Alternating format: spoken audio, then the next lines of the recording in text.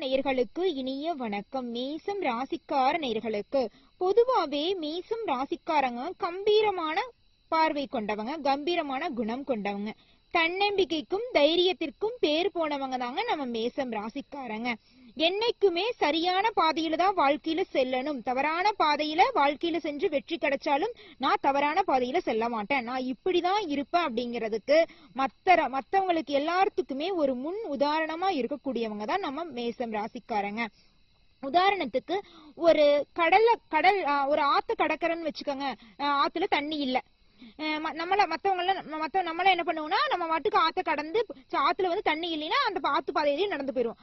ஆனா மேசம் ராசிக்காரங்க யோசிப்பாங்க, நம்ம அந்த ஆற்றுப்பாலை அந்த இடத்துல மறந்து போனோம்னா அதுல கல்லு மண்ணு அதுல முள்ளெல்லாம் இருந்தா நம்ம கால்ல பட்டுரும், நம்ம சரியான பாதையிலேயே போலாம் அப்படிங்கறதுல ஒரு கரெக்டா இருப்பாங்க. தவறான பாதையில செல்லக்கூடாது. இதுல இருந்து உங்களுக்கு புரிஞ்சிருக்குன்னு நினைக்கிறேன் மேசம் ராசிக்காரங்க குணம் எப்படி இருக்குன்னு. நேர்மையான குணத்துக்கு சொந்தக்காரங்கன்னு சொன்னா அது மேசம் ராசிக்காரங்க தான்.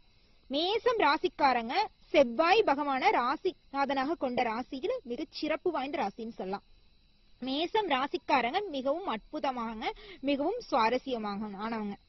இவங்க தான் மட்டும் நல்லா இருந்தா போதும் அப்படிங்கிற தன்னலம் இவங்க கிட்ட இருக்காது. எல்லாரும் நல்லா இருக்கணும் அப்படிங்கிற பொதுநலம் நல்ல குணம் கொண்ட மனுஷனா நம்ம இந்த மேசம் ராசிக்காரங்களை சொல்லலாம். மேசம் ராசிக்காரங்களை பொறுத்த வரைக்கும் சுருக்கமா சொல்லணும்னா தாய போல எல்லார்கிட்டையும் அன்பையும் பாசத்தையும் வாரி வழங்கிடுவாங்க. இவங்க நல்லவங்க யாரு, கெட்டவங்க யாரு, படிச்சவங்க யாரு, படிக்காதவங்க யாரு அப்படிங்கறத வேறுபாடெல்லாம் பார்க்காம எல்லார்கிட்டையும் ஒரே மாதிரிதான் பேசுவாங்க, ஒரே மாதிரிதான் பழகுவாங்க. அது மட்டும் இல்லைங்க, இவங்க என்னதான் எல்லாருக்கும் எவ்வளவு கொட்டி கொட்டி போய் நல்லது செஞ்சாலும் இவங்களுக்கு ஒரு கஷ்டம்னு வந்துச்சுன்னா இவங்களுக்கு உதவருக்கு ஒருத்தவங்க கூட இருக்க மாட்டாங்க. ஆனா அதை நினைச்செல்லாம் நம்ம மேசம் ராசிக்காரங்க கவலைப்பட மாட்டாங்க.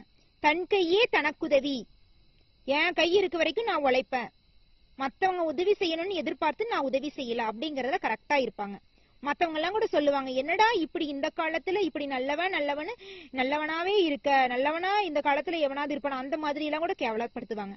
நான் இப்படிதான் இருப்பேன், ஏழையா இருந்தாலும் கால் வயிறு கஞ்சி குடிச்சாலும் நிம்மதியா குடிக்கணும், நான் நிம்மதியா தூங்குறேன், நான் சம்பாதிக்க சம்பாதியமே எனக்கு போதுன்னு பேராசப்படாம தன்னோட முயற்சிக்கு ஏத்த ஊதியம் கிடைச்சா போதும், தன்னோட முயற்சி எவ்வளவு எடுக்கிறனோ அந்த அளவுக்கு இருந்தா போதும், எனக்கு ஒன்னும் அதிசயம் நடக்க வேண்டாம், அந்த மாதிரி நல்ல குணம் கொண்டவங்க தான் நம்ம மேசம் ராசிக்காரங்க. எவ்வளவுதான் இத்தனை நல்ல குணம் இருந்தாலும் இந்த மேசம் ராசிக்காரங்க இந்த நிமிஷம் வரைக்கும், இந்த நொடி வரைக்கும் பல பேரால நம்பப்பட்டு ஏமாந்து தனி மரமா தத்தளிச்சிட்டு இருக்காங்க. குடும்பத்துல இருக்கிறவங்களா இருந்தாலும் சரி, பணி செய்யற இடத்துல இருந்தாலும் சரி, பழகிற இடத்துல தோழன் தோழியா இருந்தாலும் சரி, எல்லாருமே இவங்கள தேவைக்காக மட்டும்தான் பயன்படுத்திருக்காங்க இந்த நிமிஷம் வரைக்கும். அது கூட இவங்களுக்கு புரிஞ்சிருக்காது. நம்ம வாழ்ற வாழ்க்கையே நம்ம குடும்பத்துக்காக தான், நம்ம குடும்பமே நம்மள புரிஞ்சுக்கலையே அப்படின்னு கண்ணீர் விட்டு கதறுவாங்க முருகர்கிட்ட. ஓ முருகா போற்றி, ஓ முருகா போற்றி, ஓ முருகா போற்றி, எனக்காக்கும் முருகனே போற்றி, இறைவா முருகா என் நிலை எப்ப மாறும் அப்படின்னு நம்ம முருகரை வேண்டிக்கிட்டே இருப்பாங்க நொடிக்கு நொடி. மேசம் ராசிக்காரங்க மனசுல இருக்கிற தைரியத்தையும் தன்னம்பிக்கையும் தளர விட்டதே இல்லைங்க. என்னால முடியும், என் வாழ்க்கையோட நிலை மாறும், முருகர் எல்லாத்தையும் பார்த்துட்டு தான் இருக்கிறாரு, என் வாழ்க்கைக்கு ஒரு மறு வளர்ச்சி வரும், மறு ஜென்மம் எடுக்கிற மாதிரி வாழ்க்கையை இறைவன் எனக்கு கொடுப்பாரு அப்படிங்கிற நம்பிக்கையில தான் அவங்க உசுரை வச்சிட்டு இருக்காங்க. இல்லைன்னா உயிரையே முடிச்சிருவாங்க. அந்த அளவுக்கு கஷ்டப்பட்டுட்டாங்க. இதுக்கு மேல கஷ்டப்பட்டதுக்கு எதுவுமே இல்ல. அந்த அளவுக்கு கஷ்டப்பட்ட மேசம் ராசிக்காரங்களுக்கு இனி வரக்கூடிய காலகட்டத்துல செம்மையான அதிர்ஷ்டம் நடக்க காத்துட்டு இருக்கு. எவ்வளவுதான் அதிர்ஷ்டம் நடந்தாலும் ஒரு சில காரியங்களை நீங்க செய்யக்கூடாது. அந்த காரியங்களை அறவே தவிர்த்திடணும். அது என்னென்ன காரியம் அப்படிங்கறத பத்தி நம்ம சொல்ல போறோங்க. முதலாவதா, பண விஷயத்துல யாரையும் நம்பி பணத்தை ஒப்படைச்சிட்டு நீங்க போக வேண்டாம். நீங்க செய்ய வேண்டிய கடமைய மத்தவங்க கிட்ட ஒப்படைச்சிட்டு நீங்க ஜாலியா இருக்கணும்னு நினைக்காதீங்க. நீங்க செய்ய வேண்டிய வேலையை நீங்க தான் செய்யணும். அதுதான் நீங்க கரெக்டா இருந்துக்குங்க. இந்த காலத்துல யார்கிட்ட பேசணும் பேசக்கூடாதுங்கிறது, யார் நல்லவங்க கெட்டவங்கிறது வாழ்க்கையோட நெளிவு சுழிவு அறிஞ்சு பேசுங்க. குடும்ப விஷயங்களை மத்தவங்க கிட்ட சொல்லிடாதீங்க. கண்டிப்பா இதெல்லாம் செய்யக்கூடாது. செஞ்சீங்கன்னா இது உங்களுக்கு பின்விளைவை ஏற்படுத்தும். மத்தவங்க கிட்ட பேசும்போது 1க்கு 2 முறை யோசிச்சு பேசுங்க. நீங்க ஒரு செயலை செய்யும் போது இந்த செயலை செய்யலாமா செய்யக்கூடாதுன்னு 1க்கு 2 முறை ஆலோசனை செஞ்சுட்டு நீங்க அந்த செயலை செய்யுங்க. கண்டிப்பா உங்க வாழ்க்கையில நல்லது மட்டும்தான் நடக்கும், கெட்டதுக்கு வழியே கிடையாதுங்க.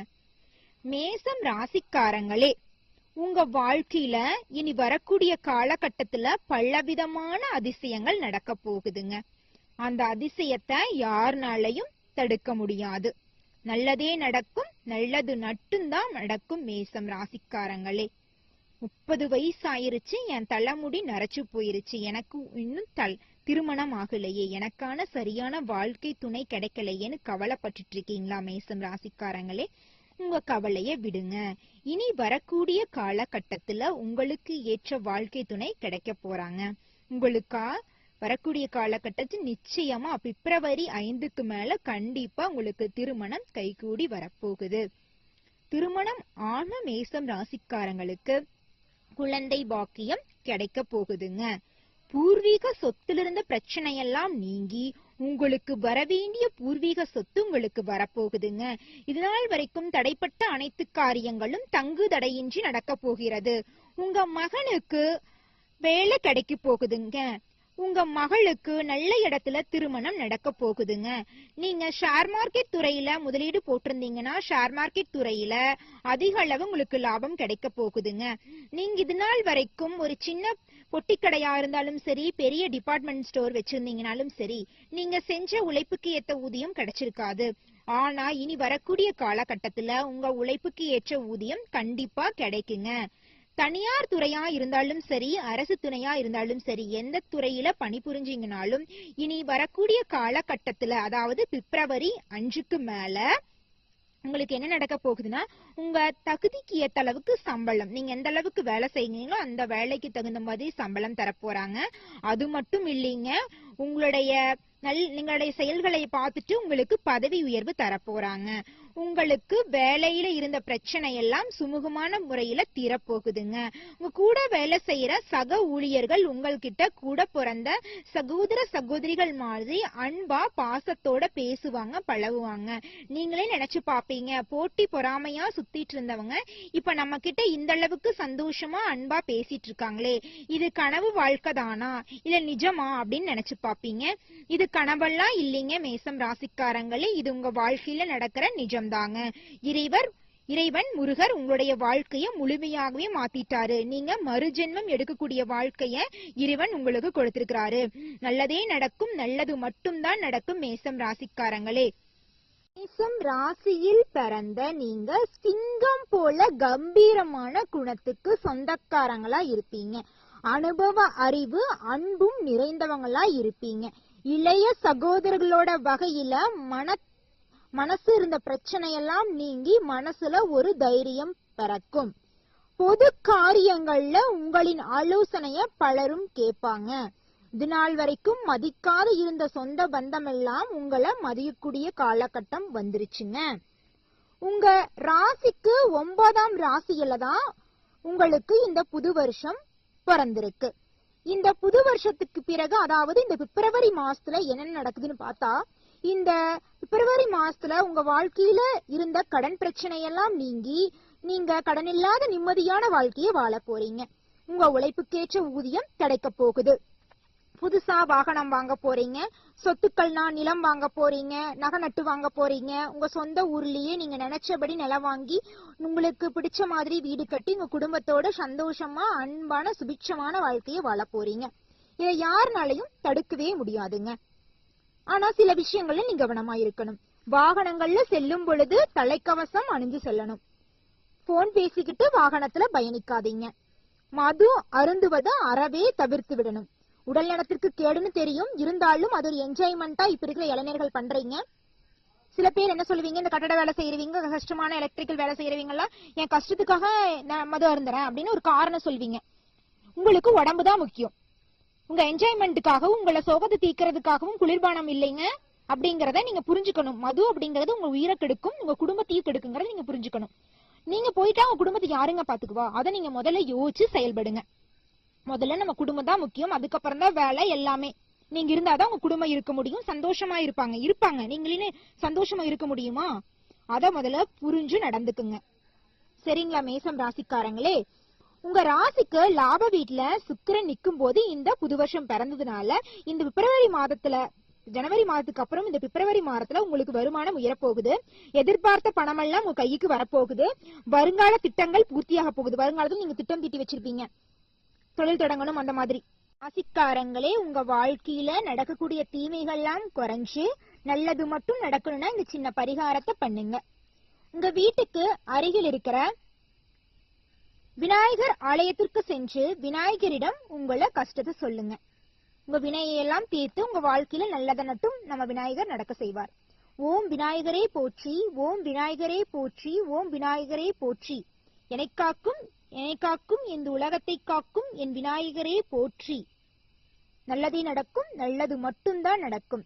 உங்க ராசிக்கு சனி 11ஆம் வீடான லாப வீட்டுல தொடரும் காலத்துல வசதி வாய்ப்புக்கெல்லாம் உங்களுக்கு பெறப்போகுது. வருமானம் உயரப்போகுதுங்க. வீடு மனை சார்ந்த விஷயங்கள்ல உங்களுக்கு நல்ல விதத்துல ஆதாயம் கிடைக்க போகுதுங்க. உங்க தாய்வழி சொந்தங்களின் மூலம் உங்கள் வாழ்க்கையில் மகிழ்ச்சியான நிகழ்வுகள் நடக்க போகிறதுங்க. சமூக அமைப்புகள்ல புது பதவிகள் தேடி வரப்போகுதுங்க. சிலர் வெளிநாடு சென்று வரக்கூடிய சூழ்நிலை உருவாக போகுது. ஷேர் மூலம் பணம் உங்களுக்கு வரப்போகுது. அரசால் ஆதாயம் அடைய போறீங்க. புதிய வேலைக்கு முயற்சி செய்யறவங்களுக்கு நல்ல பதில் கிடைக்க போகுது. புதிய படிச்சுக்கேத்த வேலை இல்லையே அப்படின்னு புதுசா ஒரு வேலையை தேடி போயிருப்பீங்க. கண்டிப்பா அந்த வேலை உங்களுக்கு பிடிச்ச வேலையா இருக்கும். கண்டிப்பா அந்த வேலையில உங்களுக்கு வேலையில சேர்த்துக்குவாங்க. நல்லதே நடக்கும், நல்லது மட்டும்தாங்க நடக்கும் மேசம் ராசிக்காரங்களே. கேது பகவானின் சஞ்சாரப்படி ஏப்ரல் 25 வரையிலும் நண்பர்கள் உறவினர்கள் பலம் பலவீனத்தை நீங்க அறிஞ்சுக்குவீங்க. யார் நல்லவங்க கெட்டவங்க, யார நம்மளுக்கு தேவைக்காக பயன்படுத்திக்கிறாங்க அப்படிங்கிற விஷயத்தையெல்லாம் நீங்க இந்த காலகட்டத்துல தெளிவா புரிஞ்சுக்க போறீங்க. புரிதலுக்கான காலகட்டம்னு கூட சொல்லாங்க. வாழ்க்கையோட நெளிவு சுழிவை நீங்க அறிஞ்சுக்கிறதுக்கான காலகட்டம்னு கூட சொல்லிக்கலாம். கேது பகவானின் சஞ்சாரப்படி உங்கள் வாழ்க்கை ஏப்ரல் 25 முதல் மிகப்பெரிய மாற்றம் வரப்போகுதுங்க. பிப்ரவரி மாதத்தில் மிகப்பெரிய அதிசயம் நடக்க காத்துட்டு இருக்குதுங்க. என்ன அதிசயம்னு பார்த்தா, உங்க பிள்ளைகளின் மூலம் உங்களுக்கு மிகப்பெரிய பெருமையும் புகழும் தேடி வரப்போகுதுங்க. உயர்கல்வி உத்வேகம் சம்பந்தப்பட்ட முயற்சிகள் நீங்க நினைச்சபடி முடிய போகுதுங்க. ராகுவின் சஞ்சாரப்படி கடந்த கால இழப்புகள் குறித்து கவலைகள் மனசில் உண்டாகி மறைந்து போயிரும். கர்ப்பிணி பெண்கள் தூரத்து பயன்களை தவிர்ச்சணும். பூர்வீக சொத்துல இருந்த பிரச்சனை எல்லாமே இனி வரக்கூடிய காலகட்டத்துல நீங்கி உங்களுக்கு வரவேண்டிய பூர்வீக சொத்தெல்லாம் எந்த ஒரு பிரச்சனை இல்லாம உங்க கைக்கு வந்து சேரப்போகுது. ஆனா மே மாசத்துக்கு பிறகு உங்க கையில திடீர் பணவரவு வரும். சாதிக்க வேண்டிய எண்ணம் உருவாகும். தன்னார்வ தொண்டு நிறுவனங்கள்ல நீங்க இணைஞ்சிருவீங்க. வருட முற்பகுதியில குரு பகவான் தனஸ்தானத்துல அமர்றதுனால எதிர்பார்த்த தொகை உங்க கைக்கு வரும். திருமணம், சீமந்தம், கிரக பிரவேசம் போன்ற சுப நிகழ்ச்சிகள் உங்க இல்லத்துல அடிக்கடி நடந்துகிட்டே இருக்கும். நீங்களே நினைச்சு பாப்பீங்க, இது நம்ம வீடா இல்ல பக்கத்து வீடா அப்படின்னு. அந்த அளவுக்கு உங்க குடும்பத்துல சுப நிகழ்ச்சிகள் அடுக்கடுக்கா நடந்துகிட்டு இருக்க போகுதுங்க. இளைய சகோதரிகள் வகையில மனஸ்தாபங்கள் வந்து காணாமல் போய்விடும். வியாபாரத்தில் தொலைநோக்கு பார்வையோட செயல்படுங்க. ஒரு பொருளை வித்தா அத லாபத்துக்காக மட்டும் விற்காம தரம் நல்லா இருக்கணும் அப்படிங்கறத மனசுல வச்சுட்டு வித்துருங்க. அப்பதான் உங்களுக்கு கஸ்டமர்ஸ் அதிகமா வருவாங்க. உங்க வியாபாரம் பெருகும். லாபம் கம்மியா இருந்தா கூட போகப்பட கஸ்டமர்ஸ் ஃபர்ஸ்ட் நம்ம பிடிக்கணும். அதுக்கப்புறம் நம்ம லாபத்தை பத்தி யோசிச்சுக்கலாம். அத நீங்க புரிஞ்சுக்குங்க. உத்தியோகத்தில் இருப்பவர்களே, உங்களுக்கு எதிரான அதிகாரிகள் வேறு இடத்துக்கு மாறிடுவாங்க. மேலதிகாரி எல்லாம் உங்களுக்கு எதிராக பேசிட்டு இருந்தவங்கள வேற இடத்துக்கு பணிமாற்றம் செஞ்சப்பட்டுருவாங்க. புதிய வேலைக்கு முயற்சி செஞ்சிட்டு இருக்கிற இளைஞர்களுக்கு படிப்புக்கேத்த தகுதிக்கேத்த வேலை இனி வரக்கூடிய இந்த பிப்ரவரி மாதத்துல கிடைக்க போகுது. வெளி வட்டாரத்துல மதிப்பும் மரியாதையும் உருவாக போகுது. உறவினர்கள் நண்பர்கள் வீட்டு விசேஷங்கள்ல நீங்க முன்னாடி நின்று நடத்த போறீங்க. பொது காரியங்கள்ல உங்களின் ஆலோசனை வந்து பலரும் காத்துட்டு இருக்காங்க. உங்க முடிவுதான் வேத வாக்கு அப்படின்னு நினைச்சு அந்த விஷயத்த செய்யறதுக்காக காத்துட்டு இருக்காங்க. வேற்றுமொழி பேசுற நபர்களால உங்க வாழ்க்கையில மிகப்பெரிய மாற்றம் வரப்போகுது. புதிய நபர்களோட வருகையால உங்க இல்லத்துல மிகவும் சந்தோஷமான சிறப்பு வாய்ந்த நிகழ்ச்சிகள் எல்லாம் உங்க குடும்பத்துல நடக்க போகுது. எதிலும் சுறுசுறுப்பாக நீங்க செயல்பட போறீங்க. இது நாள் வரைக்கும் எந்த ஒரு வேலையா இருந்தாலும் நாளைக்கு செய்யலாம்னு தள்ளி போயிட்டு இருந்த உங்க குணம் இனி வரக்கூடிய காலகட்டத்துல இன்னைக்கு செய்யற வேலையை இன்னைக்கு செய்யணும் அப்படிங்கிற சுறுசுறுப்பா நீங்க மாறிடுவீங்க. இனி இந்த பிப்ரவரி மாதம் உங்களுக்கு சிறப்பு வாய்ந்த மாதமா இருக்க போகுதுங்க. நல்லதே நடக்கும், நல்லது மட்டும்தான் நடக்கும். ஓ முருகா போற்றி, ஓ முருகா போற்றி, ஓ முருகா போற்றி, எனக்காக்கும் முருகனே போற்றி. நன்றி, வணக்கம்.